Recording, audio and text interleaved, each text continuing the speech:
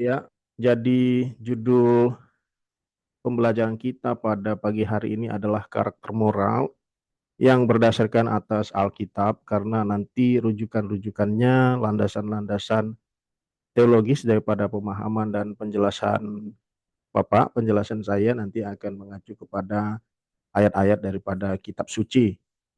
Kita sudah memahami, kita sudah mendengarkan, kita sudah mengerti bahwa di dalam hidup kita ini ada tiga dimensi yang penting, yaitu yang pertama relasi dengan Allah, kemudian substansi yang menyangkut karakter moral, dan juga potensi-potensi diri, kemampuan-kemampuan diri yang dikaruniakan oleh Allah ketika Allah menciptakan manusia. Sehingga dengan semuanya itu, dengan relasi dengan Allah, dengan substansi, karakter moral, dan kemampuan-kemampuan diri yang dikaruniakan Allah, kita dapat berfungsi dengan baik sebagaimana kehendak Allah.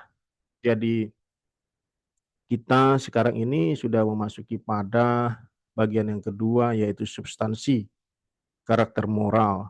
Ya, saya Bapak tidak membahas tentang kemampuan-kemampuan seperti intelektualitas dan lain sebagainya, tetapi kalian sudah mengerti yang Bapak maksudkan, bahwa di dalam diri kita ini dikaruniakan karakter moral dan juga kemampuan-kemampuan, sehingga dengan demikian menjadi sesuatu yang berguna untuk kita bisa berfungsi dengan baik di dalam kehidupan kita, ya.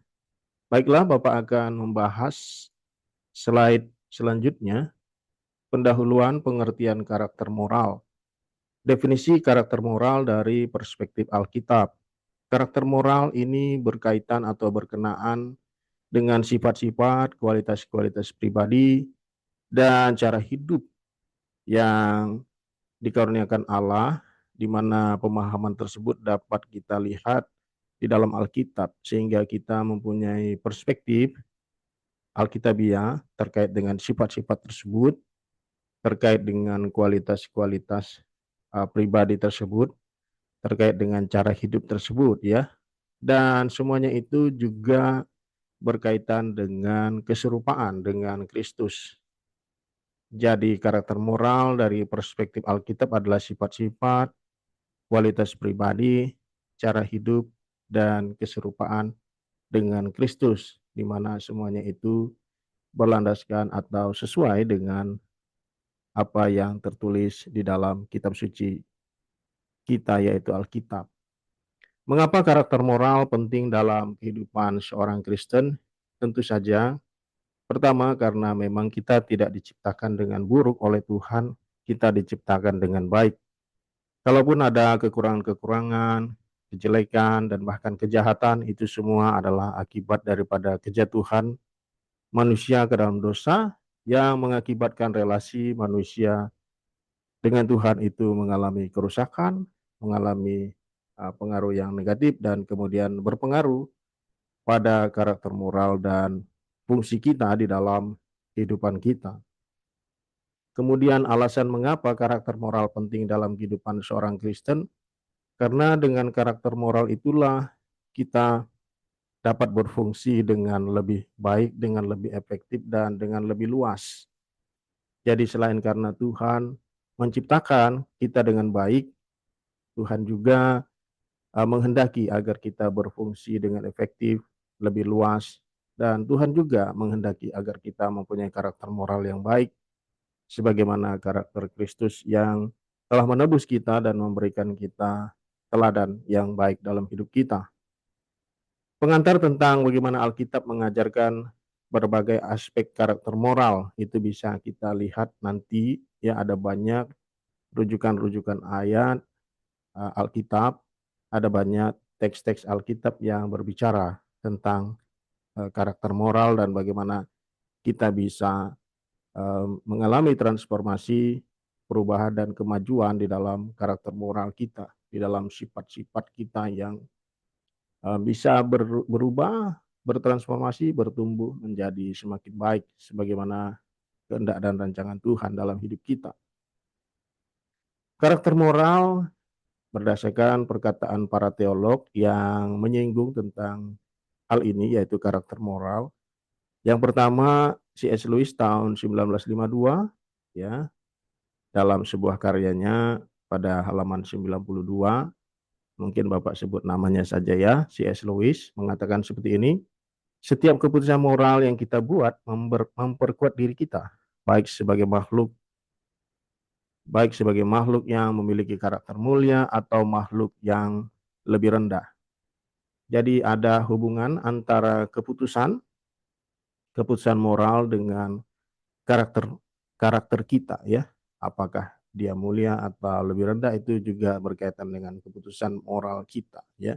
Itu menurut C.S. Lewis. Kemudian menurut Bonhoeffer, dia mengatakan terkait atau menyinggung tentang karakter moral itu seperti ini: hanya orang yang percaya dapat taat, dan hanya orang yang taat dapat benar-benar percaya. Artinya karakter moral berkaitan dengan ketaatan kita terhadap Tuhan dan berkaitan dengan kepercayaan kita.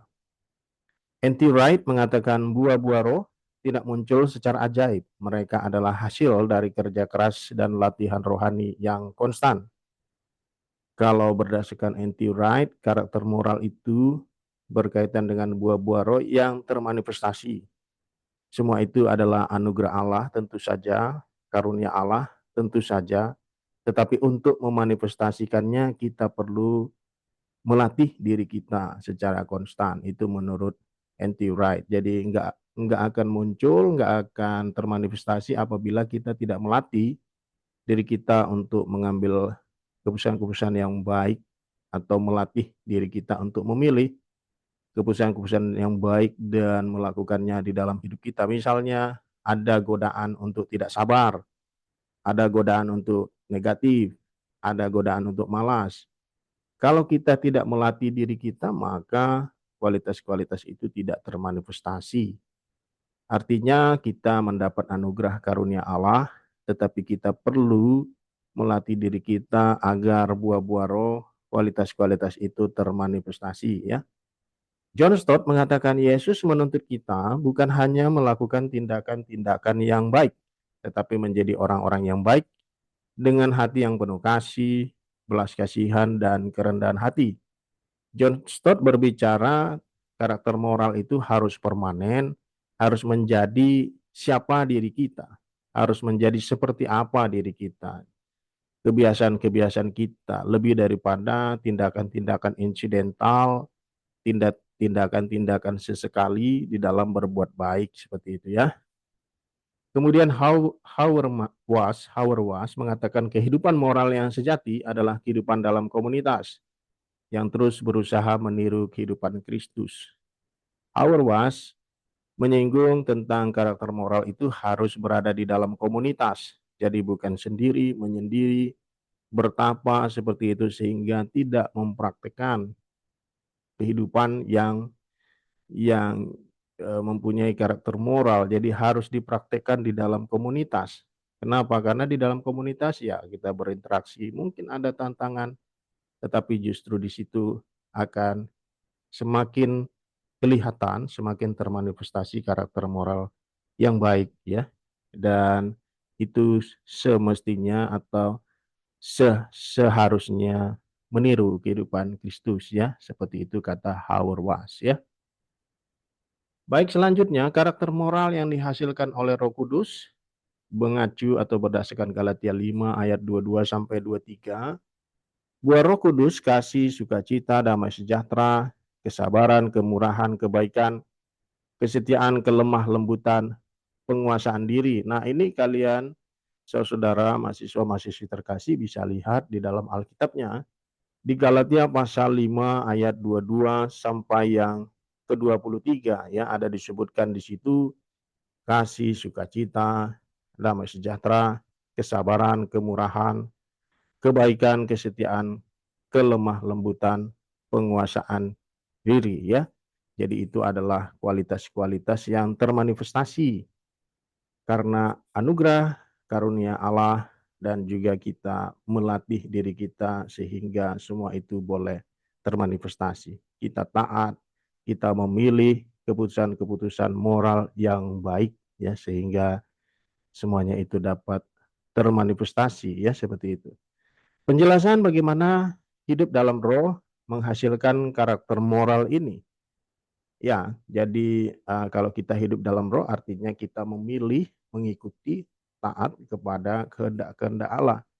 Kehendak-kehendak Roh Kudus sebagaimana Dia diam di dalam kita dan memberikan panduan, nasihat, dorongan agar kita mengambil pilihan-pilihan yang benar di dalam hidup kita sesuai kehendak Allah, seperti itu ya.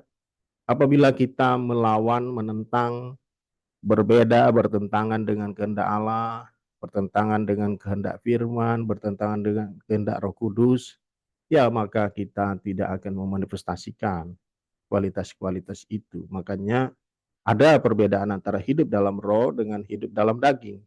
Hidup dalam daging artinya kita mengikuti hawa nafsu, pilihan-pilihan yang buruk, pilihan-pilihan yang bertentangan, tidak sesuai dengan kehendak Allah, bahkan mengikuti kehendak-kehendak roh-roh jahat, ya, iblis dan lain sebagainya, ya. Sehingga kita gagal, tidak berhasil di dalam memanifestasikan ya kualitas-kualitas itu. Ya mungkin untuk orang-orang tertentu, orang-orang percaya yang masih dalam proses atau sedang belajar untuk bertumbuh, ya mungkin kadang-kadang jatuh up and down. Ya apabila terjadi semacam ketidakpatuhan atau kebebalan, Tuhan mempunyai cara mungkin dengan um, nasihat-nasihat, teguran bahkan, atau mungkin situasi, pengalaman-pengalaman yang mengubahkan seseorang ya. Seperti itu ya. Jadi Tuhan punya rencana, Tuhan punya kehendak di dalam hidup orang percaya. Seperti yang Bapak pernah jelaskan bahwa pembenaran itu satu kali seumur hidup, tetapi pengudusan seumur hidup akan berlaku, akan diterapkan dalam hidup kita karena Tuhan mengasihi kita dan Dia ingin agar kita berubah, bertumbuh, bertransformasi menjadi semakin baik. Karena akibat daripada karakter yang baik juga akan berdampak baik dalam hidup kita. Tidak bisa kita mengalami, menghidupi, menerima berkat kehidupan yang baik dalam hidup kita kalau kita tidak menjaga karakter kita.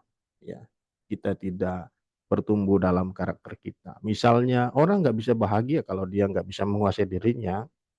Orang tidak bisa bahagia kalau dia tidak sabar. Orang tidak bisa bahagia kalau dia tidak bijak. Orang tidak bisa bahagia kalau dia tidak berhikmat. Orang tidak bisa bahagia kalau dia reaktif. Orang tidak bisa bahagia kalau dia negatif. Seperti itu. Jadi karakter itu berkaitan dengan berkat dan kebahagiaan Tuhan. Jadi kalaupun Tuhan menghendaki karakter kita berubah, bertumbuh, itu adalah untuk kebaikan kita ya. Aplikasi dalam kehidupan sehari-hari, contoh konkret bagaimana karakter ini diterapkan. Ya Bapak kira Bapak sudah menjelaskan bahwa karakter itu ketika kita menerapkannya, karakter-karakter yang baik itu juga boleh menjadi berkat dalam hidup kita. Kadang-kadang memang ada tantangan, tetapi ketika kita mengambil pilihan keputusan yang benar, maka dan itu menjadi kebiasaan kita, ya maka itu akan menjadi baik juga buat kita. Contoh, kesabaran, ya. Kalau kita sabar, kita lebih mempunyai hikmat bijaksana sehingga kita bisa mengambil pilihan-pilihan keputusan yang baik dan kita tidak tersandung karena pilihan-pilihan kita yang emosional, yang reaktif, yang mempunyai konsekuensi-konsekuensi negatif dalam hidup kita seperti itu ya. Jadi semua karakter-karakter yang baik ini akan berguna bermanfaat bagi kita. Kemudian slide selanjutnya, hidup dengan belas kasihan, kerendahan hati dan kasih yang berdasarkan atau mengacu pada Kolose 3 ayat 12 sampai 14. Kasih sebagai pengikat yang menyempurnakan ya. Bapak kira ini jelas bahwa kasih itu mengikat, mempersatukan. Apa yang mempersatukan pernikahan, apa yang mempersatukan keluarga, apa yang mempersatukan komunitas, apa yang mempersatukan masyarakat adalah kasih. Hormat sebagai basic daripada kasih ya. Jadi kalau kita saling menghormati, kita bisa hidup bersama-sama, kita bisa hidup bertetangga, kita bisa hidup berdampingan. Tapi tanpa hormat, tanpa kasih satu sama lain, ya maka yang terjadi adalah pertengkaran, perselisihan, mau menang sendiri dan lain sebagainya ya. Pentingnya belas kasihan, kerendahan hati dan kesabaran dalam hubungan antar manusia. Mengapa ini menjadi penting? Ya, karena manusia, karena kejatuhan manusia ke dalam dosa tentu ada kekurangan. Kelebihan di sisi lain manusia punya juga karena Tuhan ketika menciptakan, Tuhan memberikan karunia-karunia, kualitas-kualitas yang baik. Namun karena kejatuhan itu ada kekurangan-kekurangan sehingga manusia juga membutuhkan waktu ya untuk berubah terkait dengan karakter-karakternya ya. Jadi tidak ada manusia yang sempurna. Karena itu kita perlu belas kasihan, kerendahan hati dan kesabaran. Ini nanti berlaku di dalam kehidupan pernikahan, keluarga ya. Kalian tentu bisa nyambung dengan gambaran ini kalau misalnya kalian tinggal hidup bersama dengan keluarga, tentu kamu juga, tentu saudara juga akan mengerti bahwa di dalam keluarga itu ada kekurangan, ada kelebihan, ada sukacita, kebahagiaan, tapi juga kadang-kadang ada kesedihan karena kekurangan-kekurangan tertentu ya. Seperti itu sehingga di dalam hubungan antar manusia perlu belas kasihan, kerendahan hati dan kesabaran ya. Tanpa itu maka tidak akan ada relasi yang langgeng karena tidak ada manusia yang sempurna, pasti ada kekurangannya. Ketika kita tidak mau menerima kekurangan itu, ketika kita tidak mau sabar dengan kekurangan itu, ketika kita tidak mempunyai harapan tentang kekurangan itu, ya maka hubungan itu akan terputus dan tidak akan langgeng ya. Mengampuni dan mengasihi seperti Kristus, mengatasi perselisihan dengan kasih. Ya, Bapak kira ini juga jelas bahwa kita perlu mengampuni, ya, kita perlu mengasihi seperti Kristus, dan itu menjadi modal, menjadi kekuatan, menjadi suatu dasar, menjadi suatu kekuatan, kemampuan di dalam mengatasi perselisihan, yaitu dengan kasih, ya. Jadi kasih itu kita perlukan. Tuhan menciptakan kita dengan kasih, dan Tuhan juga memberikan kita kualitas-kualitas di mana salah satunya adalah kasih ya. Karena kasih Tuhan makanya kita bisa mengasihi ya. Dia memberikan kualitas ini ketika kita diciptakan, dia juga menebus kita dengan kasihnya yang begitu besar sehingga kita boleh terinspirasi, sehingga kita juga boleh berubah dan bertransformasi, mempunyai kasih seperti kasih Allah ya, seperti itu ya. Karakter moral yang dituntut oleh Tuhan, keadilan, kesetiaan, dan kerendahan hati. Ini referensinya, ayat Alkitabnya mengacu pada Mika 6 ayat 8. Ya, di dalam Mika 6 ayat 8 ini disebutkan tiga ini, keadilan, kesetiaan, dan kerendahan hati, karena ketiganya ini berkaitan. Ya, jadi kalau keadilan saja, tidak ada kesetiaan dan kerendahan hati, ya maka itu tidak lengkap. Atau keadilan dan kesetiaan saja, tidak ada kerendahan hati, itu juga tidak lengkap. Atau ada kesetiaan, ada kerendahan hati, tapi tak ada keadilan, juga tidak lengkap. Atau ada keadilan, ada kerendahan hati, tapi tak ada kesetiaan, maka tidak langgeng juga ya. Tuntutan Tuhan untuk berlaku adil, mencintai, kesetiaan, dan rendah hati. Itu bisa kita lihat di dalam Mika 6 ayat 8. Jadi di dalam Mika itu sebenarnya, kalau kalian mau tahu konteksnya ya saudara-saudara, itu sebenarnya ketika bangsa Israel terhadap satu sama lain tidak adil, tidak setia, dan tidak rendah hati satu sama lain.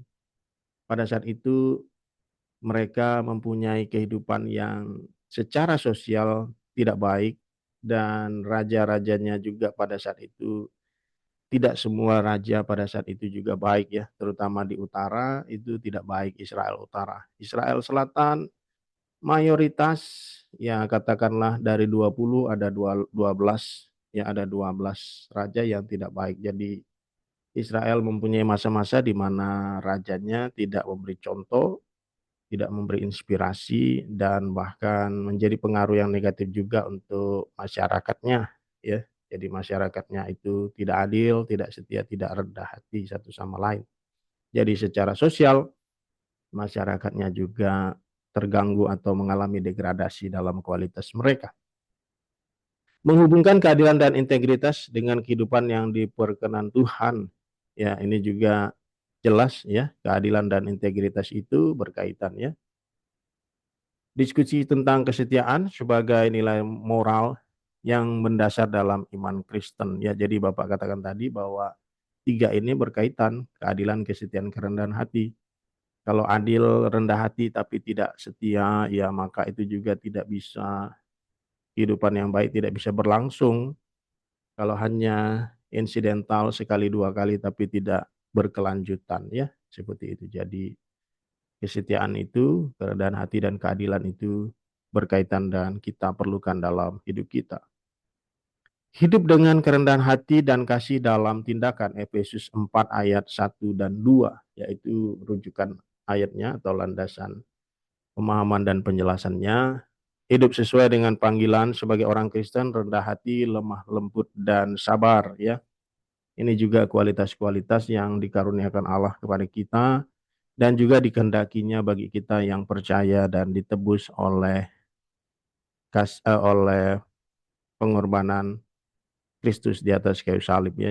Dia juga menghendaki kita untuk punya kerendahan hati, lemah lembut dan sabar ya.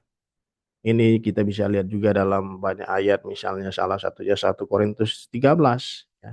Dia Tuhan menghendaki kita untuk rendah hati, lemah lembut dan sabar ya. Jadi meskipun kita mempunyai kekuatan-kekuatan, kemampuan-kemampuan, kelebihan-kelebihan, tetapi seharusnya itu tidak menghalangi kita untuk menjadi rendah hati, lemah lembut dan sabar ya. Sebagaimana Tuhan Yesus yang adalah anak Allah, satu dari tiga pribadi Allah Trinitas, pribadi yang kedua ya. Meskipun luar biasa hebat ya, dia adalah Tuhan ya. Sebagaimana dikatakan di dalam um, Filipi 2 ayat 6 sampai 8, dikatakan bahwa dia setara dengan Allah ya. Dikatakan dalam Filipi 2 ayat 6 sampai 8, tetapi dia merendahkan dirinya, bahkan melayani, berkorban di atas kayu salib, ya mati untuk kita demi untuk menebus dosa-dosa kita. Dia rendah hati, lemah lembut dan sabar ya. Aplikasi praktis bagaimana menunjukkan kasih dalam hubungan dengan orang lain ya. Ya, Bapak kira kalian sudah mengerti ya, di dalam sebagai contoh di dalam bukunya Gary Chapman yang berjudul 5 Bahasa Kasih, itu adalah contoh bagaimana orang memberikan kasih itu bervariasi, beragam caranya, dan juga bagaimana orang menerima kasih juga beragam caranya. Ada yang memberi hadiah, ada yang memberikan pujian, ada yang memberikan waktu berkualitas, ya, dan lain sebagainya. Kalian bisa membaca buku Gary Chapman yang berjudul Five Love Language, 5 Bahasa Kasih, ya. Jadi ada banyak ragam-ragam macam-macam cara untuk menunjukkan kasih dalam hubungan dengan orang lain. Pentingnya membantu sesama dengan kasih yang nyata, ya. Kasih itu ya harus dipraktekkan, harus dibuktikan, harus ditunjukkan, ya. Karena itu perlu kita melatih diri kita untuk mempraktekannya, ya. Bukan hanya diperkatakan saja, tetapi dipraktekkan, dilakukan, ya, seperti itu. Kasih yang tulus dan menghormati sesama, referensi, acuan, dan dasar pemahaman dan penjelasan kita berdasar atas Roma 12 ayat 9 sampai 10. Di dalam ayat tersebut nanti kita akan menemukan bahwa kasih itu hendaklah jangan berpura-pura ya. Kasih yang tanpa kepura-puraan ya. Jadi Tuhan juga mengajak kita agar jangan berpura-pura di dalam kasih kita, tapi hendaklah kasih itu menjadi karakter kita, menjadi kebiasaan kita, menjadi cerminan, menjadi menjadi umpan balik ya dari kasih Allah. Jadi karena Allah telah mengasihi kita sehingga kita menjadi bersyukur dan juga mempraktekkan kasih itu karena kita terinspirasi dengan kasih Allah ya. Hormat terhadap orang lain sebagai tindakan moral yang mencerminkan iman ya. Jadi iman itu juga berkaitan dengan kasih. Kalau kita percaya kepada Tuhan, tentu kita juga akan mengikut Dia dan melakukan dan akan mencontoh Dia. Ya, salah satunya adalah dalam hal kasih. Ya, kalau Tuhan mengasihi, ya kita juga harus mengasihi, begitu ya. Dan hormat itu adalah sesuatu yang basic, sesuatu yang dasar di dalam atau terkait dengan kasih. Jadi misalnya kalian pernah mendengar di gereja dibacakan perintah kelima ya daripada 10 perintah Allah, atau kalau dalam bahasa Batak itu, karena mungkin kalian ada yang bergereja di gereja Batak ya, AKBP misalnya.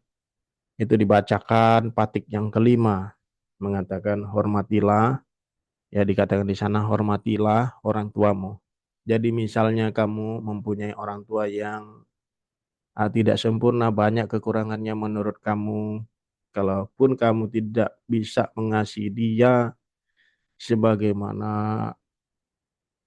sebagaimana yang katakanlah dilakukan oleh teman-temanmu ya atau sebagian orang, tetapi setidaknya kamu atau kita perlu menghormati. Jadi hormat itu adalah kasih yang paling basic ya. Misalnya Alkitab mengatakan kasihilah musuhmu. Tentu kasih kepada musuh ini akan berbeda dengan kasih kepada antara suami dengan istri, atau kasih antara seorang pria dengan wanita yang adalah pacarnya ya, tentu ini akan berbeda. Tentu terhadap musuh kita nggak bisa punya perasaan yang berbunga-bunga seperti seorang kekasih. Tentu terhadap musuh kita tidak bisa mempunyai perasaan yang begitu besar seperti kepada orang tua atau saudara kita. Tetapi ada satu kasih yang bisa kita terapkan, kita bisa lakukan, yaitu hormat kepada mereka. Ya, kita menghormati mereka, kita menghargai mereka sebagai manusia, seperti itu ya, sebagai sesama manusia, seperti itu. Diskusi tentang ketulusan dalam interaksi sosial dan menghormati sesama ya.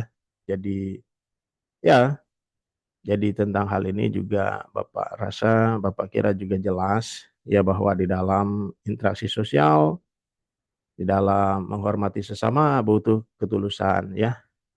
Seperti tadi dikatakan dalam Roma 12 ayat 9 sampai 10, jangan pura-pura ya. Lakukanlah itu karena itu adalah karakter yang dikehendaki Tuhan, karena itulah kualitas pribadi yang dikehendaki Tuhan, bukan karena ada agenda di mana kita ingin mendapat keuntungan dan lain sebagainya. Ya, kejujuran dan integritas sebagai dasar karakter moral. Amsal 11 ayat 3 ya. Kejujuran dan integritas sebagai dasar karakter moral, ya ini jujur dan integritas penting. Nggak bisa kita punya karakter moral kalau nggak jujur ya, kalau bohong-bohong, kalau tidak berintegritas, kalau berpura-pura, kalau melakukan hal yang baik hanya karena dilihat orang, hanya karena diketahui orang, ya kita nggak bisa punya karakter moral yang baik. Ya semua itu menjadi palsu ya. Kejujuran adalah fondasi karakter moral. Kita perlu jujur, kita perlu berintegritas, kita perlu untuk melatih diri kita ya. Bapak pernah menonton sebuah kartun yang mungkin bisa menjadi ilustrasi. Di dalam kartun ini seorang tokoh ingin mempunyai body shape, ingin mempunyai tubuh yang bagus seperti itu ya, mempunyai shape, mempunyai bentuk yang bagus. Tetapi dia nggak mau mengangkat beban, dia nggak mau mengangkat besi-besi yang menjadi beban di dalam pelatihan tersebut. Dia tidak mau berusaha, dia hanya mau ya menggunakan seperti apa ya, seperti alat begitu yang membuat tubuhnya menjadi kembang begitu ya, sehingga kelihatannya mempunyai shape yang bagus gitu.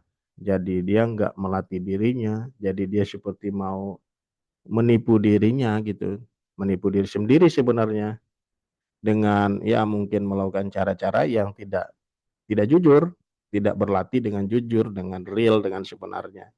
Akhirnya memang badannya itu kelihatan wow gitu ya, kembang, ototnya sepertinya kembang. Tetapi ketika dia mengangkat sesuatu beban yang berat, dia nggak bisa. Kenapa? Karena waktu latihannya dia nggak jujur gitu ya. Seperti itu. Mungkin juga di dalam studi, di dalam belajar, ya kita perlu jujur, kita perlu berlatih, kita nggak mencontek, kita nggak mengcopy paste dari internet ya, jawaban-jawaban kita memberitahu dari mana referensinya gitu ya. Jadi kita melakukan sesuatu yang jujur sehingga studi kita, penelitian kita, dan lain sebagainya itu dilakukan dengan jujur dan itu membentuk kita menjadi seorang akademisi yang berkualitas ya gitu. Konsekuensi positif dan negatif dari hidup jujur versus curang. Tentunya untuk jujur membutuhkan waktu, membutuhkan effort ya untuk menjadi satu apa namanya satu pribadi yang kompeten, yang berkualitas tentu membutuhkan waktu, membutuhkan usaha, membutuhkan kerja keras ya. Seorang akademisi yang berkualitas tentunya membutuhkan semua itu ya. Tetapi kalau kita bohong-bohongan ya seperti itu ya kita nggak kualitas nantinya. Makanya kita perlu belajar dengan sungguh-sungguh dengan jujur seperti itu ya. Belajar jangan mencontek. Ya sebagai ilustrasi Bapak dulu mempunyai satu filosofi atau satu satu komitmen dari kecil itu ya bahwa Bapak tidak akan mencontek, um, Bapak tidak akan mencontek dan akan belajar. Dan karena Bapak mempunyai komitmen tidak mau mencontek, akhirnya Bapak tidak punya pilihan selain belajar, gitu ya. Jadi Bapak berpikir lebih baik dapat nilai yang rendah untuk satu dua kali, tapi jadi kapok dan akhirnya belajar gitu. Ya, akhirnya sekarang Bapak mempunyai kebiasaan yang tidak mencontek, tetapi selalu berusaha untuk belajar dan mendapatkan pengertian dan pengetahuan yang baik, ya, seperti itu. Pentingnya integritas dalam kehidupan pribadi dan profesional ya. Ya, jadi kalau kita punya integritas, maka kita juga akan percaya diri, kita juga akan melakukan segala sesuatu dengan real, dengan keyakinan.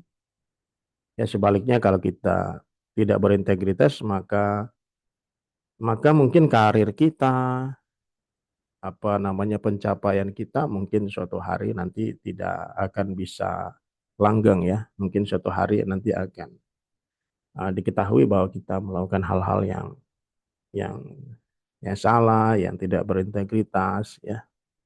Dan itu juga bisa berakibat pada karir atau ya profesionalisme kita ya. Kerendahan hati dan mengutamakan kepentingan orang lain, Filipi 2 ayat 3 sampai 4 ya. Sikap rendah hati dan mengutamakan kepentingan orang lain di atas kepentingan sendiri ya. Jadi Bapak rasa ini jelas ya. Ketika kita mau mengutamakan kepentingan orang lain, kita rendah hati, ya itu adalah juga kehendak Allah ya, kehendak Allah dan kita percaya Allah menyediakan, Allah akan memberkati kita ya.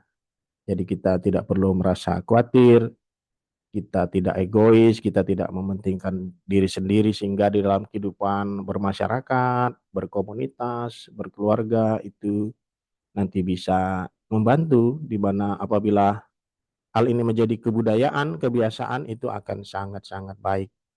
Bayangkan kalau misalnya sebaliknya gitu ya, di mana orang lain sombong ya, atau dalam kehidupan kita dan orang lain itu membiasakan atau membudayakan kesombongan dan keegoisan. Bayangkan apa yang akan terjadi misalnya di dalam kehidupan sehari-hari kita jadi tidak mau ngantri, ya jadinya mau mengutamakan kepentingan diri sendiri gitu. Jadi akhirnya menjadi kacau, akan terjadi keributan dan lain sebagainya ya. Nilai moral kerendahan hati dalam kehidupan bersama ya. Jadi ini dibutuhkan apabila satu sama lain rendah hati ya maka akan ada sukacita, akan ada satu apa ya kesatuan, akan ada saling membantu, saling membangun. Sebaliknya kalau sombong sama sombong ya susah nantinya ya. Akhirnya mengutamakan kepentingan diri sendiri, percekcokan, perselisihan, nggak bisa hidup bersama ya. Diskusi tentang pentingnya pelayanan dan perhatian terhadap sesama, ya, bahwa di dalam hidup kita ada saja orang-orang yang mempunyai kekurangan, ya. Jadi kita perlu membantu juga supaya apa? Supaya terjadi keseimbangan, ya. Ini bisa berlaku di dalam keluarga, di dalam komunitas, lingkungan dan masyarakat, ya. Seperti itu. Menjadi teladan dalam berbuat baik dan integritas, ya. Titus 2 ayat 7 sampai 8. Menjadi teladan dalam segala hal, terutama dalam berbuat baik dan pengajaran, ya. Jadi, ya, salah satu cara salah satu cara untuk membangun kehidupan atau mengajar atau memimpin ya adalah dengan teladan dan inspirasi, ya. Pada Perang Dunia Kedua atau awal-awal setelahnya itu, apa yang dipahami orang tentang kepemimpinan adalah kekuasaan, ya. Tetapi semakin ke sini, semakin ke abad-abad 20 akhir, abad 21, orang mengerti bahwa kepemimpinan itu adalah teladan dan inspirasi, ya. Kalau kekuasaan saja, ya itu sebenarnya bukan kepemimpinan yang sejati, ya.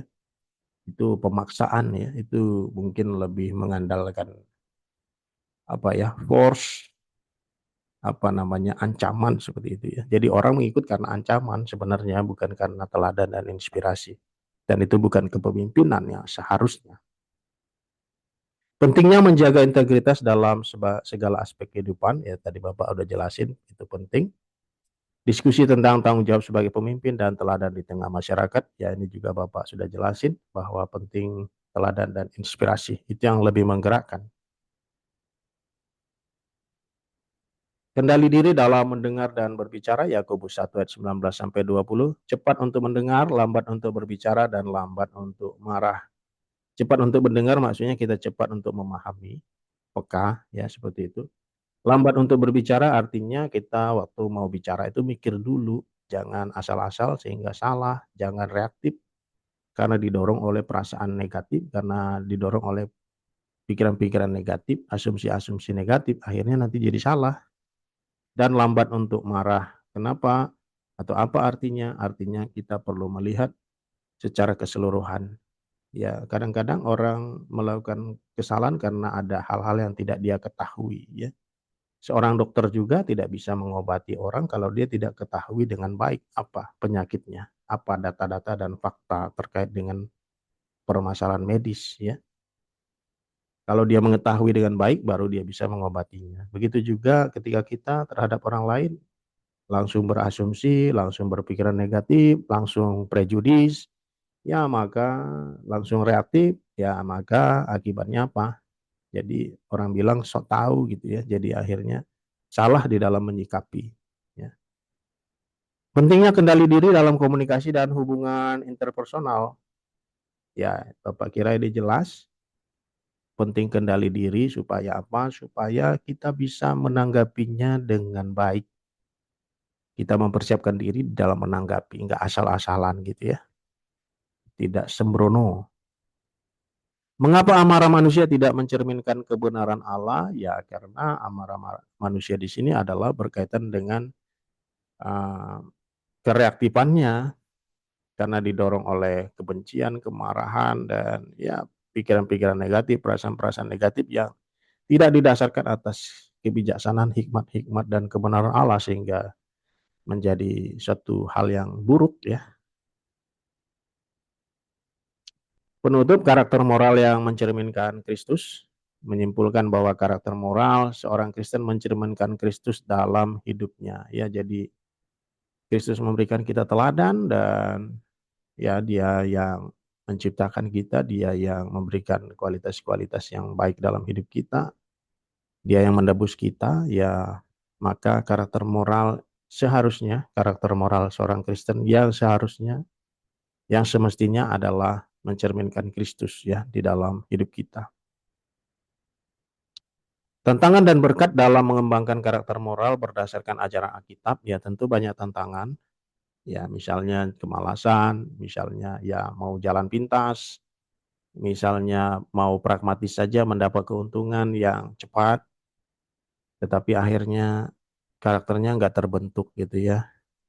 karena jalan-jalan pintas, karena pragmatis dengan hasil-hasil yang mungkin kelihatannya cepat dan menguntungkan, tapi tidak membentuk karakter dan lain sebagainya. Ya, ajakan untuk terus mengembangkan buah-buah moral dalam hidup sehari-hari sebagai wujud kesaksian iman. Ya, jadi kita perlu terus berlatih, kita perlu terus belajar, karena kita sudah diselamatkan, karena kita sudah diberi anugerah dan karunia. Dengan begitu kita akan semakin memanifestasikan, ya, dengan kita terus berlatih dalam hidup kita akan memanifestasikan karakter dan kualitas-kualitas yang baik.